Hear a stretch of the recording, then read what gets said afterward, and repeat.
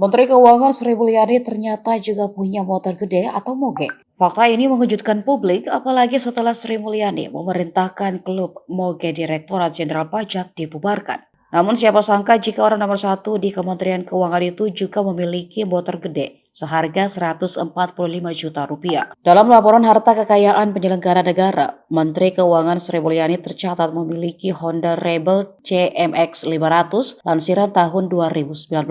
Model moge Honda Rebel tersebut nyatanya cukup banyak dimiliki oleh para pejabat Kementerian Keuangan. Selain Sri Mulyani, motor ini juga dimiliki oleh Direktur Perpajakan Internasional, Direktorat Jenderal Pajak Mekar Satria Utama, dan Inspektur Jenderal Kementerian Keuangan Awan Nurmawanuh. Berbeda dari sang menteri, keduanya meminang Honda Rebel keluaran tahun 2018 dengan nilai sekitar 120 hingga 130 juta rupiah. Selain itu, Sekretaris Direktorat Jenderal Pajak Penny Herianto juga diketahui meminang Rebel produksi 2019 dengan perkiraan harga saat ini yakni 158 juta rupiah.